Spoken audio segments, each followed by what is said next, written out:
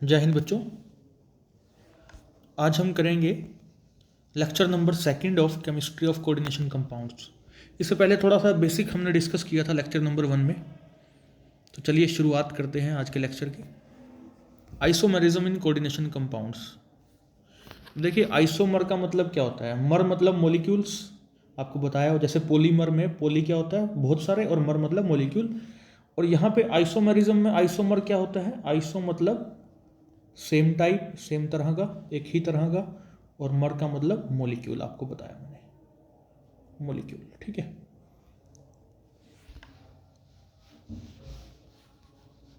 तो अब same type of molecule है, लेकिन कुछ तो फर्क होगा, तभी तो हम पढ़ रहे हैं। अगर बिल्कुल ही एक जैसा, मतलब एक ही चीज़ है अगर, फिर तो उसको उसमें अंतर ही क्यों करना, फिर क्या पढ़ना उसमें। ठीक है।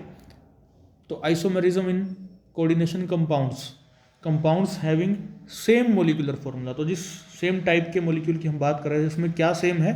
मोलिकुलर फॉर्मूला उनका सेम है, बट डिफरेंस क्या है? डिफरेंट स्ट्रक्चर्स हैं उसके। तो इनको बोलेंगे isomers, and the phenomenon is called as isomerism. अब देखिए, दो तरह का है ये हमारे पास, स्ट्रक्चरल आइसोमेरिज्म, स्टीरियो आइसोमेरिज्म। इसके बारे में आपको पहले से भी पता होगा काफ़ी कुछ। तो चलिए स्टडी करते हैं इसकी। स्ट्रक्चरल आइसोमेरिज्म, तो आपको बताया था भी सेम मोलिकुलर फॉर्मूला, ये तो हर जगह सेम ही रहना है। ठीक है, कोई भी आइसोमेरिज्म आप पढ़ेंगे, सेम मोलिकुलर फॉर्मूला। अब यहाँ पे क्या डिफरेंस हो जाएगा? स्ट्रक्चरल अरेंजमेंट ऑफ एटम्स और groups around the metal. Metal के अराउंड जो आपके एटम्स लगे हुए हैं, ग्रुप्स लगे हुए हैं, उनकी स्ट्रक्चरल अरेंजमेंट अलग अलग होगी। तो आइए इसके टाइप्स को डिटेल में स्टडी करते हैं। Ionization isomerism. अब देखो, आयोनाइजेशन यानी कि कुछ आयंस की बात होगी। ठीक है, तो देखिए, different ions in solution, these isomers give different ions in solution. Molecular formula same है, structural arrangement of atoms different होने की वजह से जब सॉल्यूशन में इनको डाला जाता है, ठीक है, और जब ये आयंस में टूटते हैं तो ये अलग अलग आयन दे रहे हैं। तो अब देखिए, एग्जाम्पल से क्लियर हो जाएगा। देखिए, इन दोनों को देखिए ध्यान से। एक कोबाल्ट यहाँ है, एक यहाँ है। अमोनिया 5 है, अमोनिया 5 है। एक Br है, एक Br है। एक सल्फेट है, एक सल्फेट है। ठीक है, तो सब कुछ सेम है, मोलिकुलर फॉर्मूला सेम है, लेकिन डिफरेंस क्या हो गया? स्क्वायर ब्रैकेट के अंदर वाला यहाँ पर Br रखता है, और यहाँ पर क्या रखता है? Sulphate, SO4। तो जब इसके आयंस में ब्रेकेज होती है, इस कंपाउंड को हमने किसी सॉल्वेंट में डाला, ये टूट गया, तो स्क्वायर ब्रैकेट वाला टूटता नहीं है, आपको पता होना चाहिए। ठीक है, तो यही कोऑर्डिनेशन कंपाउंड का एक प्रॉपर्टी है कि स्क्वायर ब्रैकेट के अंदर वाला इंटैक्ट वैसे का वैसा रह जाता है। ठीक है, बाहर वाला आयन अलग हो जाता है। तो एक तरह से ये आयन एक बना, पूरे का पूरा टूटा नहीं है, ये अलग हो गया। ठीक है, इसने सल्फेट दिया, इसने ब्रोमाइड दिया, और यहाँ पर सल्फेट है, यहाँ पर Br है। तो इस तरह से इसमें हम डिफ्रेंशिएट कर सकते हैं। तो इनको बोलते हैं आयोनाइजेशन आइसोमेरिज्म, ये आइसोमर्स। सेकंड है हाइड्रेट आइसोमेरिज्म। तो यहाँ पर क्या होगा? Number of water molecules inside and outside the coordination sphere, ये डिफर करेंगे, अलग अलग होंगे। देखिए, यहाँ अंदर कितने पानी है? 6। ठीक है, एक और कंपाउंड लिया Cr, यहाँ वाटर 5 है, एक बाहर रख दिया, तो Cl यहाँ से अंदर ले गए, एक Cl। अब Cl अंदर 2 हो गए, पानी कितने हो गए? वाटर के मॉलिक्यूल्स 4 हो गए, बाहर एक चला गया, बाहर 2 चले जाएंगे, 2 वाटर मॉलिक्यूल्स, है ना, बिल्कुल। ठीक है, यहाँ पे एक छोटी सी गलती हो गई है कि एक और वाटर मॉलिक्यूल बाहर चला गया है, और एक Cl और अंदर आ गया है। तो Cl बाहर कितने रह गए? अब 1 रह गया, वाटर कितने हैं? 2 हैं। ठीक है, तो इस तरह से आप सोच सकते हैं, समझ सकते हैं कि हाइड्रेट आइसोमेरिज्म क्या है। बहुत आसान है। Coordination isomerism when complex exists in both cationic and anionic form, यानी कि आपके पास क्या होगा? कैटायन भी होगा, एनायन भी होगा, and there is different distribution of ligands in complexes. तो ये फर्क आने वाला है। ठीक है, डिस्ट्रीब्यूशन ऑफ लिगेंड्स अलग अलग हो सकता है। अब पहले तो मोलिकुलर फॉर्मूला देख लो। एक कोबाल्ट ये रहा, एक Cr ये रहा, अमोनिया रहा 6, साइनाइड रहे 6। इधर भी देख लो भी, अमोनिया 6 है, साइनाइड 6 है, एक ही कोबाल्ट है, एक ही क्रोमियम है, यानी कि मोलिकुलर फॉर्मूला सेम बन रहा है। इस कंप्लीट का और इस कंप्लीट का मोलिकुलर फॉर्मूला सेम है। अब फर्क क्या है? यहाँ कोबाल्ट है अमोनिया 6 के साथ, यहाँ अमोनिया 6 लिगेंड्स हैं, और उसके साथ कौन है? क्रोमियम। यहाँ क्रोमियम किसके साथ है, साइनाइड के साथ, यहाँ साइनाइड के साथ कौन है, कोबाल्ट। यानी कि या तो मेटल की अदला बदली कर दो, बस काम खत्म है। या आप ये भी कह सकते हो कि लिगेंड की अदला बदली कर दी, ठीक है। तो इसको बोलेंगे कोऑर्डिनेशन आइसोमेरिज्म। आगे देखिए लिंकेज आइसोमेरिज्म। ये कौन शो करते हैं, कॉम्प्लेक्सेस हैविंग एम्बीडेंटेट लिगेंड्स। और एम्बीडेंटेट, एम्बी का मतलब दो, ठीक है, जो दो कोऑर्डिनेट बॉन्ड बना सकता है, या उसके पास दो डोनर एटम है। बेटर होगा कि हम ये कहें कि एम्बीडेंटेट लिगेंड वो होता है जिसके पास दो डोनर एटम होते हैं, तो वो किसी के साथ भी किसी भी एटम की हेल्प से कोऑर्डिनेट बॉन्ड बना सकता है। जैसे हमारे पास नाइट्रो ग्रुप होता है, अभी आपको बताएंगे, तो यहाँ नाइट्रोजन है, लोन पेयर रखता है, बना सकता है भाई। या फिर इसको ONO की फॉर्म में लिख लो, ऑक्सीजन के पास भी लोन पेयर होते हैं, तो ये भी कोऑर्डिनेट बॉन्ड बना सकता है, ठीक है। तो इस तरह से हम देखते हैं कि नाइट्रो ग्रुप जो है वो नाइट्रोजन के साथ भी बॉन्डिंग कर सकता है या ऑक्सीजन के साथ भी बॉन्डिंग कर सकता है। तो इनको बोलते हैं ambidentate ligands. Example nitro group can bind, ठीक है, ये मैंने यही बता दिया आपको। और लिंकेज, यानी कि लिंकेज किसके साथ हो रही है, देखिए यहाँ नाइट्रो ग्रुप लगा है NO2, तो यहाँ N के साथ लिंकेज हो रही, ठीक है, लिंकेज हो गई है। और यहाँ ONO लगा है, तो यहाँ ऑक्सीजन के थ्रू लिंकेज हो रही है। तो आई होप इसको बहुत आसानी से आप समझ सकते हैं, क्लियर हो गया होगा आपको। लिंकेज के बाद चलते हैं कोऑर्डिनेशन पोजीशन आइसोमेरिज्म। अब देखिए ये कौन शो करते हैं, ब्रिज्ड कॉम्प्लेक्सेस, ठीक है, जिनमें ब्रिज बनी हुई दिखाई देगी आपको, ब्रिज दिखाई दे रही होंगी दो, ठीक है, अलग अलग कंपाउंड है, मतलब अलग नहीं है, मोलिकुलर फॉर्मूला सेम है, लेकिन वही स्ट्रक्चरल अरेंजमेंट में कुछ ना कुछ फर्क आएगा। अभी देखते हैं कि कहाँ फर्क आएगा। These result from different placement of ligands, ये है फर्क, डिफरेंट प्लेसमेंट ऑफ लिगेंड्स, ये है इनमें फर्क, ठीक है। बाकी आप देखें अगर अमोनिया यहाँ 4 है और ये 2 6 है, इधर भी 3 और 3 6 है, इधर कोबाल्ट है 2 हैं, तो इधर भी कोबाल्ट 2 हैं, 2 OH हैं 2 OH हैं, बिल्कुल सही जा रहे हैं हम।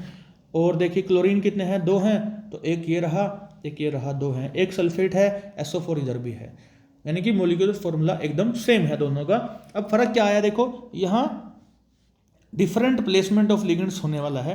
देखिए अमोनिया 4 रखे हैं इधर वाला लेफ्ट साइड पे, इधर लेफ्ट साइड पे कितने रखे हैं, अमोनिया 3 और एक Cl रखा, इधर अमोनिया 2 रखे थे, यहाँ 3 हो चुके हैं, यहाँ Cl 2 थे, यहाँ Cl 1 हो चुका है।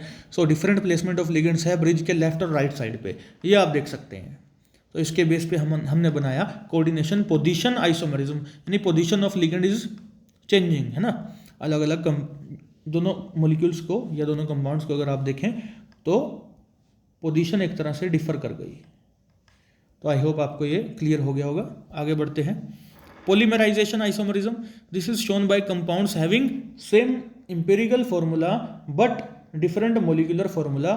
तो 11th क्लास को याद कीजिए, वहाँ पर एम्पिरिकल फॉर्मूला आपने पढ़ा होगा, जैसे आपने पढ़ा होगा कि C6H12O6 ये ग्लूकोज होता है, तो इसका एम्पिरिकल फॉर्मूला आप बनाते थे वहाँ पे, 6 से भाग कर दो सबको, तो 6C1H2O1, है ना, 6 से डिवाइड कर दिया बेटा सभी को छोटा करने के लिए। तो आप समझ सकते हैं ये एम्पिरिकल फॉर्मूला बन गया, ठीक है। इसका छोटा वर्जन C6H12O6 का छोटा रूप बना दिया हमने, ठीक है। तो इसको एम्पिरिकल फॉर्मूला बनाते थे। तो आइए देखते हैं यहाँ पर PT ammonia 2Cl2, PT ammonia 4, PT Cl4। देखिए यहाँ पर देखिए इस वाले मॉलिक्यूल में देखते हैं, तो देखिए प्लेटिनम कितने हैं, 2 हैं, अमोनिया कितने हैं, 4 हैं, क्लोरीन कितने हैं, 4 हैं। यहाँ देखिए क्या क्लोरीन आपको 4 दिखाई दे रहे हैं, क्या अमोनिया आपको 4 दिखाई दे रहे हैं, क्या प्लेटिनम आपको 2 दिखाई दे रहे हैं, नहीं, प्लेटिनम 1 है, अमोनिया 2 है, क्लोरीन भी 2 है, तो यानी आधा आधा है, यानी कि सबको 2 से डिवाइड कर दिया, ठीक है। देखिए 4 से तो भाग नहीं कर सकते ना, इसको 4 से भाग कर सकते हो क्या, नहीं, तो 2 से कर सकते हैं मैक्सिमम, इसको भी 2 से करना पड़ेगा, फिर इसको भी 2 से करना पड़ेगा, तो क्या बन के आएगा 1 2 2, ये रेशो बन के आएगी 1 2 2, ठीक है। तो ये छोटा वर्जन, ये बड़ा है उसका, ये छोटा रूप है इसका। आई होप आपको ये क्लियर हो गया होगा, बहुत आसान है। एम्पिरिकल फॉर्मूला भी आपको आज समझ में आ गया होगा अगर नहीं पता था, और मोलिकुलर फॉर्मूला तो आपको पता ही था। अब देखिए सेकंड टाइप है स्टीरियो आइसोमर्स या स्टीरियो आइसोमेरिज्म। अब इसमें 2 तरह का होता है, अब स्टीरियो से मतलब एक तरह से स्पेस से मतलब है, ठीक है। तो देखिए ज्योमेट्रिकल आइसोमेरिज्म आप पढ़ते आए हैं अभी तक, तो इसको कोऑर्डिनेशन कंपाउंड में पढ़ते हैं हम। When ligands are present adjacent to each other, तो क्या बोलते हैं, सिस बोलते हैं। अगर पड़ोसी है एकदम लिगेंड, बिल्कुल बगल में बैठा हुआ है, तो सिस बोलते हैं। और अगर अपोजिशन में बैठा है, एकदम सामने बैठा है, देन हम बोलते हैं ट्रांस। आइए इसको देखते हैं। तो देखिए Cl की बगल में Cl बैठा है, अमोनिया की बगल में अमोनिया बैठा है। आमने सामने तो नहीं बैठे। आमने सामने का मतलब ये वाला आमने सामने, ये वाला, ये आमने सामने नहीं है, ये बगल है, एडजेसेंट है, पड़ोसी है, ठीक है। तो आमने सामने यानी कि मेटल से होके जाना है आमने सामने। आई होप आपको ये समझ में आई होगी बात। तो देखिए Cl की बगल में Cl बैठा है, अमोनिया की बगल में अमोनिया बैठा है, पड़ोसी हैं दोनों, ठीक है। तो सीज होगा ये। और इधर देखिए Cl के एकदम सामने हम प्लेटिनम से होके जा रहे हैं, अमोनिया के एकदम सामने हम फिर से प्लेटिनम से होके जा रहे हैं। तो आमने सामने बैठे हैं ना, अपोजिट बैठे हैं, अपोजिशन में बैठे हैं एक तरह से। तो दिस इज ट्रांस, ठीक है, बहुत आसान है। ऑप्टिकल आइसोमरिज्म, ये भी आपको पता होगा बिल्कुल, लेकिन हम डिस्कस अच्छे से करेंगे। देखिए certain substances can rotate the plane of polarized light, इनको बोलते हैं ऑप्टिकली एक्टिव सब्सटेंसेस। होता क्या है, देखिए एक ट्यूब होती है, उसमें सैंपल रखा है ना, ठीक है। यहाँ से हमने लाइट छोड़ी इसके ऊपर, तो लाइट को ये रोटेट कर सकता है, ये सैंपल हमारा, ये सब्सटेंस जो भी इसके अंदर साल्ट रखा है, वो लाइट मान लो ऐसे जा रही थी, तो लाइट को रोटेट कर दिया इसने, या तो राइट में रोटेट कर देगा, या हो सकता है इस तरह से लेफ्ट में रोटेट कर दे, ठीक है। तो अगर वो रोटेट कर सकता है, उसके पास ये कैपेसिटी है, उसकी ये एबिलिटी है, उसकी ये क्षमता है, तो हम उसको बोलेंगे ऑप्टिकली एक्टिव सब्सटेंस। प्लेन को उसने रोटेट कर दिया, ठीक है। अब isomer which rotates plane of polarized light to right, जो राइट की तरफ रोटेट करेगा उसको बोलते हैं डेक्स्ट्रो रोटेटरी।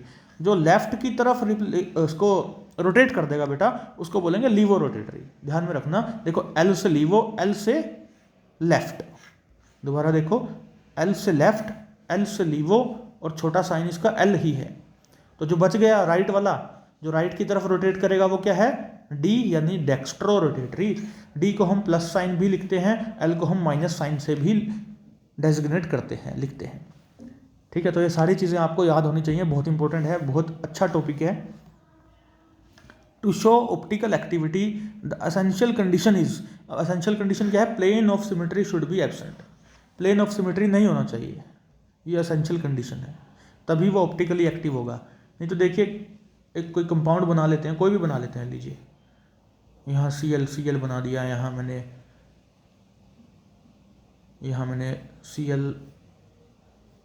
Cl ही रखा, और यहाँ मैंने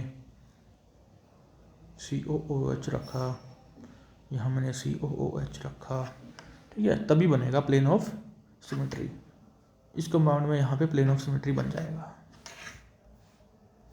यहाँ पे, ठीक है। तो मान लीजिए इसने इसको ऐसे रोटेट किया, तो आधा पार्ट इसका उल्टी दिशा में रोटेट करेगा ऐसे, ये आपस में एक तरह से कैंसिल हो जाएंगे, ठीक है। तो प्लेन ऑफ सिमेट्री एक तरह से नहीं होना चाहिए। अगर ये होता है तो वो ऑप्टिकल आइसोमरिज्म शो नहीं कर पाएगा, it will be optically inactive.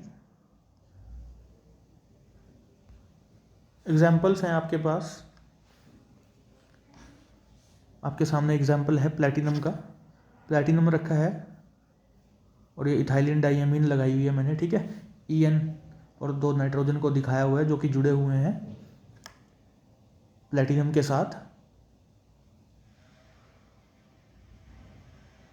इधर एक इथाइलिन डाइअमीन है बेटा, ये वाली, इधर एक इथाइलिन डाइअमीन है, और इधर भी एक इथाइलिन डाइअमीन लगी हुई है। तो 3 इथाइलिन डाइअमीन लगे हुए हैं, 3 मॉलिक्यूल लगे हुए हैं, उसके 3 लिगेंड लगी हुई हैं, ठीक है। लेकिन इसका अगर कोऑर्डिनेशन नंबर कोई पूछे इथाइलिन डाइअमीन का, तो कितना है, एक इथाइलिन डाइअमीन का, तो वो 2 है। 3 लिगेंड्स आर देयर, 3 2 6 आ जाएगा, ठीक है, ये ध्यान में रखिएगा। तो देखिए ये एक इथाइलिन डाइअमीन लगाई, ये लगाई, ये लगाई, 3+ का चार्ज है, ठीक है, वो हमने दिखा दिया। अब इसका क्या करा हमने, मैंने तो इसको रोटेट ही कर दिया, लेकिन आप सीधा ही बनाना, जैसे PT ऐसे ही बनाना, उल्टा मत लिखना, ये En ऐसे ही लिखना, ऐसे ही लिखना, ठीक है। तो इस तरह से काम कर सकते हैं। तो मैंने क्या किया है, अब आप देखिए कि ये एक तरह से इसका आप कह सकते हैं मिरर इमेज बन गया है। ठीक है, यहाँ मिरर रख दो तो ये बन जाएगा, या इसका मिरर इमेज ये बन जाएगा, एक ही बात है। ठीक है, तो ये दो आइसोमर हैं,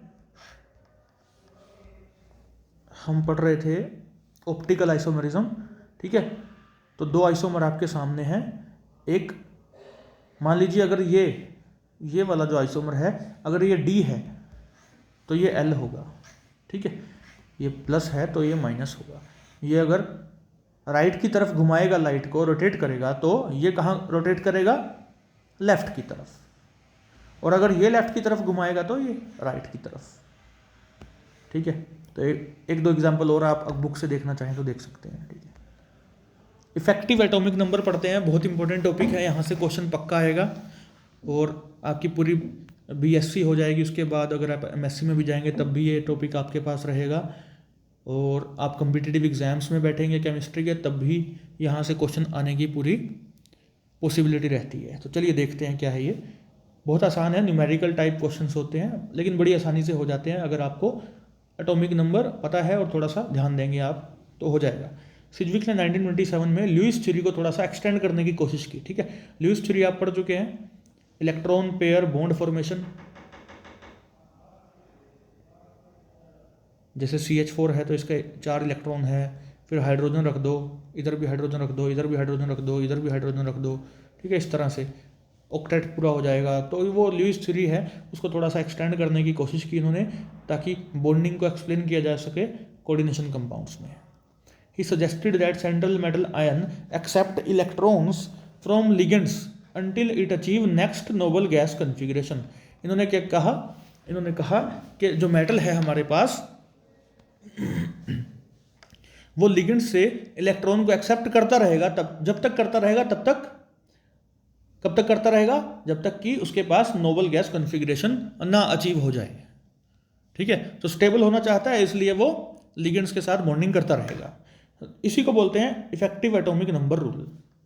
तो देखिए क्या है, total number of electrons of central atom, यानी कि जो मेटल है उसके गिन लो, plus electrons gained by it from ligand, ligand ने उसको कितना इलेक्ट्रॉन दिया वो भी गिन लो। अब अगर जो भी बन के आएगा that is effective atomic number. अब देखना है कि इस रूल को फॉलो करता है कि नहीं करता कोई। ठीक है, तो अलग अलग कॉम्प्लेक्सेस के साथ हम डील करेंगे। तो पहला कॉम्प्लेक्स आपके सामने है, ये रहा, CO कोबाल्ट का है कॉम्प्लेक्स, अमोनिया 6 है, 3+ का चार्ज है। तो आप कोबाल्ट को X लीजिए, अमोनिया का चार्ज 0 होता है, सामने +3 आया। ये चार्जेस आपको ध्यान में होने चाहिए कि किसके पास माइनस है, किसके पास प्लस है, किसके पास 0 है। ठीक है, तो अमोनिया के पास तो कोई चार्ज नहीं होता, सभी को पता है, मैंने 0 लिखा। सामने हमने +3 चार्ज रखा, उन्होंने दे रखा था, तो X यानी कोबाल्ट +3 स्टेट में प्रेजेंट है। तो कोबाल्ट तो सबको पता है 27 इलेक्ट्रॉन्स होते हैं। ठीक है, 4s2 3d7 ये होती है ना। अब 3 इलेक्ट्रॉन निकालने हैं, तो पहले तो 4s के निकलते हैं, 4s भरता भी पहले है और खाली भी पहले होता है। तो 2 तो ये निकाल दो, 0 कर दो, और एक यहाँ से निकल जाएगा, 3d6 बन जाएगा। ठीक है, तो 24 टोटल इलेक्ट्रॉन्स इसके पास रह गए। अब इलेक्ट्रॉन्स अमोनिया जो दे रहे हैं वो गिन लो, 6 अमोनिया है, हर अमोनिया का नाइट्रोजन एक लोन पेयर रखता है, यानी 2 इलेक्ट्रॉन रखता है। तो 6 अमोनिया कितने देंगे, 6 दूनी 12, 12 electrons will be provided by ammonia ligands. तो 24 ये रहे, 24 और 12 ये मिल गए हमको, टोटल कितना हो गया 36 इलेक्ट्रॉन्स, जो कि क्रिप्टॉन का होता है एटॉमिक नंबर।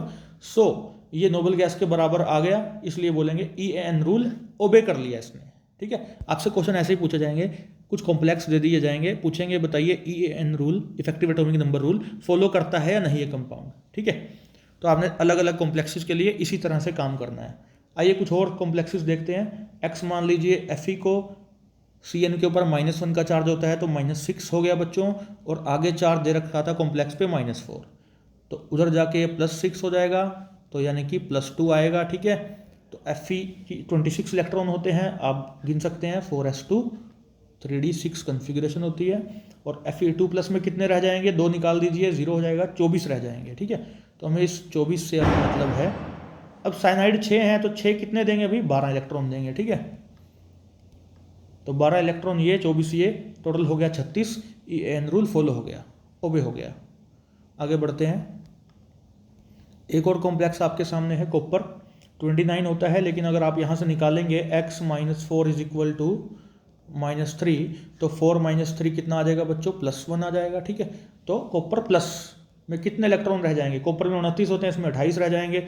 4 साइनाइड कितने देंगे भाई, 4 दूनी 8, 8 और 28 को जोड़ दीजिए 36, फिर से ओबे हो गया। ठीक है, और बहुत सारे कॉम्प्लेक्स किताब में दिए हुए हैं, आप अपने लेवल पे करके देखना प्रैक्टिस, तभी बात बनेगी। यहाँ देखिए प्लेटिनम में 78 होते हैं, 78 एटॉमिक नंबर है, और प्लेटिनम 4+ निकल के आएगा। ठीक है, वो आप निकाल लेंगे अब, तो +4 में कितने रह जाएंगे, 74, 5 अमोनिया और 1 Cl माइनस, तो टोटल 6 लिगेंड होगी, 6 दूनी 12, 12 ये रहा, 74 ये रहा, जोड़ दीजिए कितना बन गया, 86 बन गया। तो 86 रेडोन का होता है। ठीक है, तो इस हिसाब से EN रूल फॉलो कर दिया इसने। तो यानी कि आपको नोबल गैस कन्फिग्रेशन भी पता होनी चाहिए। ठीक है, Ag अमोनिया 2+, ओके, 47 होता है सिल्वर का, 46 रह जाएगा क्योंकि +1 का चार्ज है, अमोनिया पे तो 0 होता है, और 2 अमोनिया लगे हैं तो 4 इन्होंने दे दिए, टोटल हो गया 50। 50 से तो ये फॉलो नहीं होगा क्योंकि 50 किसी नोबल गैस का होता ही नहीं। ठीक है, तो EN रूल फॉलो नहीं हो रहा, ओबे नहीं हो रहा। तो इसी तरह से आपको कॉम्प्लेक्सेस दे दिए जाएंगे, 3 दे देंगे मान लो कॉम्प्लेक्स, या 4 दे देंगे 4 मार्क्स में या 3 मार्क्स में, जैसे भी। तो आपको इस तरह से EN रूल बताना होगा कि फॉलो कर रहा है कोई कॉम्प्लेक्स या नहीं कर रहा, और इसी तरह से नीचे लिख के आना होगा कि ये फॉलो नहीं कर रहा है या ये फॉलो कर रहा है। ठीक है, so thank you very much, have a nice day, जय हिंद बच्चों।